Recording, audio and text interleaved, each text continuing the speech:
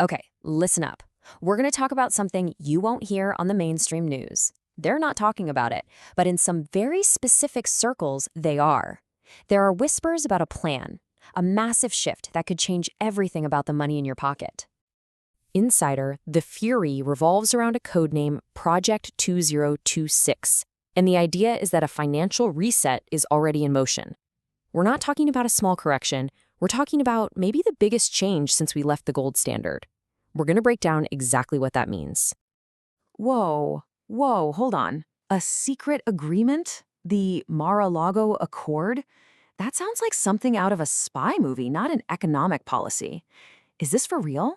How could you possibly peg the dollar back to gold now? Because the argument is, it's not just possible, it's become necessary. And the why? Well, you feel it every single day. At the pump, at the grocery store. That's not just bad luck. That's the result of 50 years of inflation. It's an invisible tax, and it has been relentlessly chewing up your savings. 98%. I mean, just let that sink in. That's insane. It means that a dollar you had in 1971 is worth just 2 pennies today. That's not just losing value. That's a total collapse of what your money can buy. Exactly. And this chart shows you the crime scene.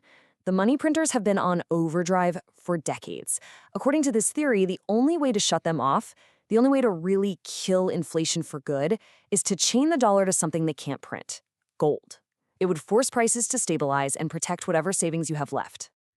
Now, before we get into the really ugly part, and trust me, there's a big catch, let's just get this out of the way. Yep, we're AI avatars breaking down this theory for you.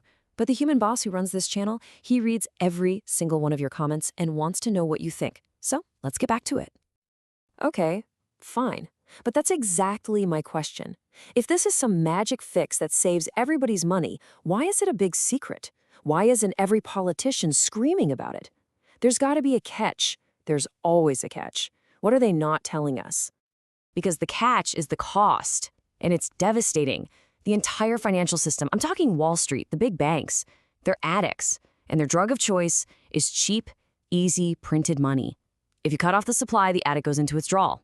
A stable dollar means the music stops. It means the stock market doesn't just dip, it crashes violently. Wait, what? You can't have both? So you're telling me I have to choose between watching my savings get inflated to zero or watching my 401k in retirement get completely vaporized? Are you kidding me? That's not a choice. That's a trap. It is a trap. And that is the absolute core of this whole theory. When the game is rigged, so you lose whether your money is in the bank or in the market, the argument is you have to find something that exists outside that game, a safe haven. And throughout history, when things get really crazy, that asset has always been gold. Okay, so there's an escape hatch, but I need more. Don't just give me a vague idea of gold. What does that actually mean? What am I supposed to do? This is the most important part. What's the real action plan here? Insider, the action plan, as it's presented in this theory, isn't about getting rich quick. It's about not getting wiped out. It means moving a part of your wealth into something physical, something real, something that can't devalue with a keystroke. You're essentially building a firewall between you and the chaos of the system. And here's the final piece of forbidden knowledge.